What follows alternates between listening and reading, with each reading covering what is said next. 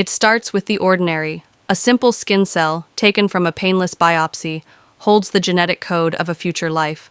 We isolate this cell in the lab, removing it from the body's timeline and placing it into a suspended state of potential.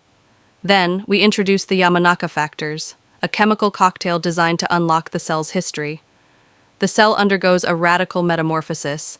It sheds its identity as skin, erasing its past function entirely. It reverts to a primal state, an induced pluripotent stem cell, a biological blank slate that can become anything.